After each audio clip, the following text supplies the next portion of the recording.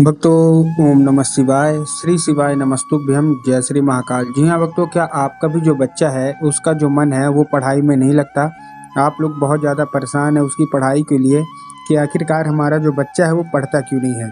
जब भी आप उसको पढ़ाने के लिए बैठाते हो तो इधर उधर के कामों में लग जाता है, लेकिन उसका जो मन है ना वो पढ़ाई की ओर बिल्कुल भी नहीं लगता। तो ऐसे में कौन सा उपाय करें ताकि उसका जो बच्चे का मन है ना वो पढ़ाई की ओर लगने लगे। आज की इस वीडियो के माध्यम से हम आपको बताने वाले हैं।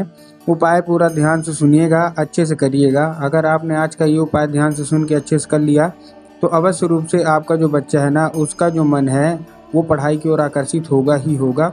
पूज्य गुरुदेव की ही कथा सुन के और बहुत अच्छे से समझ के आपके लिए उपाय लेके आया हूँ।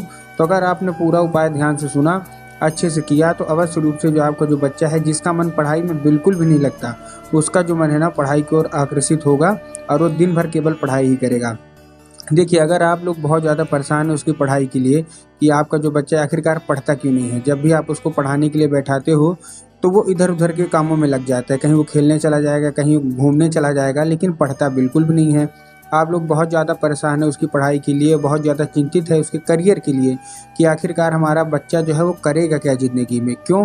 क्योंकि वो क्लास में भी बहुत कम नंबर लाता है, फेल हो जाता है, उसका जो मन है ना पढ़ाई के लिए नहीं लगता।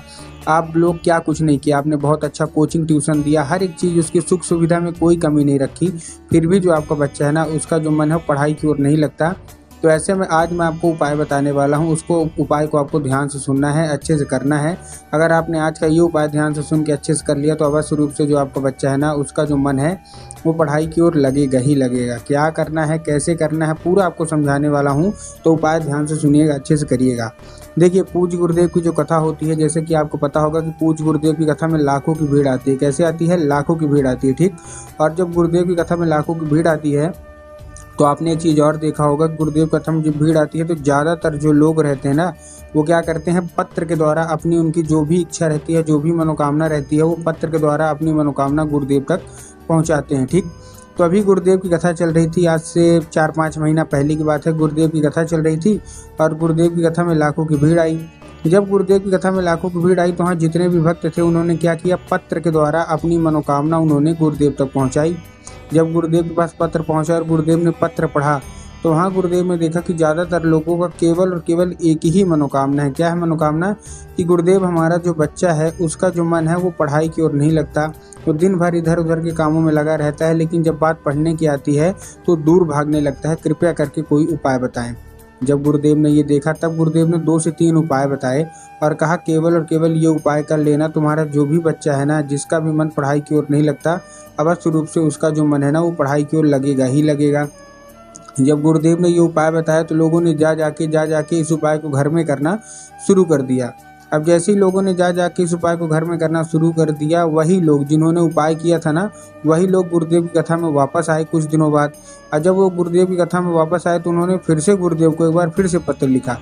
लेकिन ये वाला जो पत्र था ये गुरुदेव को धन्यवाद के रूप में पत्र था कि गुरुदेव, धन्य हो आपका, आपके द्वारा बताया गया उपाय हमने कर लिया है, हमारी सारी की सारी मनोकामनाएं पूरी हो गई है। हमारा जो बच्चा था जिसका मन पढ़ाई में नहीं लगता था, अब उसका जो मन है ना पढ़ाई की ओर आकर्षित होने लगा है, वो अपने आप बिना कुछ बोले बिना कुछ कहे पढ़ने लगा है। आपका कोटि कोटि धन्यवाद, ये केवल आपका ही किया हुआ है और महादेव ने ये कमाल कर दिया है। तो देखिए, जो लोग भी मेरी आवाज़ सुन रहे हैं ना, अगर आपको भी जानना है कि आखिर ऐसा कौन सा उपाय है जिसके करने मात्र से जो बच्चे होते हैं वो अपने आप पढ़ने लगते हैं, तो चलिए हम बताते हैं आपको आज की इस वीडियो के माध्यम से कि आपको करना क्या है। लेकिन उससे पहले चैनल पर अगर पहली बार आए हैं और आवाज़ मेरी पहली बार सुन रहे हैं तो वीडियो को कर दें लाइक और चैनल को भी कर लें सब्सक्राइब, ताकि पूजनीय पंडित प्रदीप जी मिश्रा के रोज़ नए नए उपाय जो कि मैं उनकी कथा से सुनता हूँ, श्रवण करता हूँ, सबसे पहले मैं आपको प्राप्त करा सकूँ, ठीक। तो देखिए, टोटल मैं आपको 3 उपाय बताऊँगा आज की इस वीडियो के माध्यम से, लेकिन जो ठीक है। तो चलिए, जो हमारा पहला उपाय है वो 3 काली तिल और 1 धतूरे का उपाय है। इसको आराम से कर लीजिएगा, अच्छे से कर लीजिएगा। अगर आपने इसको अच्छे से कर लिया ना तो अवश्य रूप से आपका जो बच्चे का मन है पढ़ाई की ओर लगेगा ही लगेगा। इस उपाय में देखिए आपको करना क्या है। इस उपाय में आपको 3 काली तिल लेना है और 1 धतूरा लेना है। अब देखिए, काली तिल और काली मिर्च में बहुत सारे लोग कंफ्यूज होते हैं कि हमको काली तिल लेना है कि काली मिर्च लेना है, थोड़ा साफ साफ बताइए। तब गुरुदेव ने साफ साफ बताया कि आपको क्या लेना है, आपको काली तिल लेना है, वो भी 3, ठीक। उसके साथ 1 धतूरा चाहिए और अपने बच्चे के हाथ में दे देना है और अपने बच्चे को सीधा सीधा भेज देना है कहाँ? शिव मंदिर। अब देखिए जैसे ही आपका बच्चा शिव मंदिर जाएगा उसको क्या बोलना है, शिव मंदिर जैसे ही आपका बच्चा पहुंचता है उसको बोलना है कि दक्षिण दिशा में खड़ा हो जाए और उत्तर की ओर अपना चेहरा कर ले।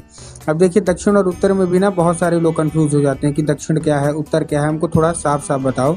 तब गुरुदेव ने साफ साफ बताया कि आप जिस भी शिव मंदिर जा रहे हैं उस शिव मंदिर का जिधर साइड जलाधारी होगा आपको अपना चेहरा उधर साइड करके खड़े हो जाना है। ठीक, खड़े हो गए। खड़े होने के बाद आपको करना क्या है, एक नाम लेके अपने बच्चों को बोलिएगा कि केवल और केवल एक नाम लेके, कौन सा, महादेव का बहुत ही सुंदर सा नाम है श्रम्भेश्वर महादेव। तो बस अपने बच्चों को बोलना है कि श्रम्भेश्वर महादेव का नाम लेके उन्हीं का स्मरण करके चुपचाप क्या कर दे, अर्पित कर दे बस। पूज्य गुरुदेव कहते हैं कि अगर उसने श्रम्भेश्वर महादेव का नाम लेके उन्हीं का स्मरण करके चुपचाप अर्पित कर दिया तो अवश्य रूप से महादेव खुश होंगे ही होंगे। ये था हमारा पहला उपाय। अब हम चलते हैं दूसरे उपाय की ओर। ये जितने भी माता पिता हैं उनको करना है। इस उपाय में आपको करना क्या है, देखिए इस उपाय में आपको एक लाल फूल चाहिए। क्या चाहिए, केवल और केवल एक लाल फूल। ठीक, लाल फूल आपने ले लिया। अब लाल फूल कोई सा भी हो सकता है, गुलाब का ले लीजिए, गुड़हल का ले लीजिए, जो भी आपको पसंद है आप गुलाब का फूल लीजिए, मतलब लाल फूल आप ले लीजिए। अब सबसे अच्छी बात इस उपाय की क्या है कि इस उपाय को आप अपने घर में कर सकते हैं, मतलब आप कहीं और जाने की ज़रूरत नहीं है, केवल और केवल आप अपने घर में इस उपाय को कर लीजिए। अब करेंगे कैसे, इस उपाय के लिए माता सरस्वती की फ़ोटो या मूर्ति होना आपके घर में बहुत ज़रूरी है। अगर आपके घर में माता सरस्वती की फ़ोटो है तब तो अच्छी बात है, लेकिन अगर आपके घर में माता सरस्वती की फ़ोटो नहीं है तो आपको बाज़ार जाना है और बाज़ार जाके माता सरस्वती की फ़ोटो लाना है और अपने घर में उनको स्थान देना है। ठीक, दे दिया। देने के बाद शाम के समय में जब आपके घर में पूजा पाठ होता है तो आपको करना क्या है, आपको वही अर्पित करना है, वही लाल फूल किसको अर्पित करना है, माता सरस्वती को अर्पित करना है। और माता से उसको औषधि के रूप में मांगना है कि माता कृपया करके हमको इसको औषधि के रूप में प्रदान करिए। अब क्या होगा, अब वो औषधि बन जाएगी। ठीक, तो बस आपको करना क्या है, शाम के वक्त मतलब रात को, उसी रात को जब आपका बच्चा खाना पीना खा के सो जाए तो आपको वही लाल फूल उठाना है और अपने बच्चे के माथे पे 2 से 3 बार आपको चुपचाप क्या कर देना है, फेर देना है बस।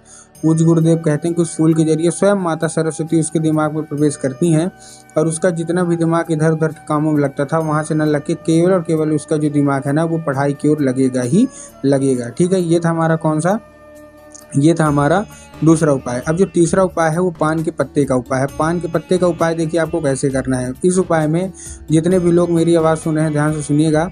इस उपाय में आपको चाहिए क्या, इस उपाय में आपको पान का पत्ता चाहिए और पान के पत्ते के साथ साथ आपको शहद चाहिए। ठीक, अब आपको करना क्या है, पान के पत्ते में शहद का लेपन करके अपने बच्चे के हाथ में दे देना है और उसको भेज देना है सीधा सीधा शिव मंदिर। अब जैसे ही आपका बच्चा शिव मंदिर पहुंचेगा उसको क्या बोल, अब आपके दिमाग में आएगा कि हम जाएंगे महादेव को अर्पित करवा देंगे, जो कि पूर्णतः गलत है। आपको महादेव को अर्पित नहीं कराना, आपको किसके ऊपर अर्पित करवाना है, माता अशोक सुंदरी की जगह पे।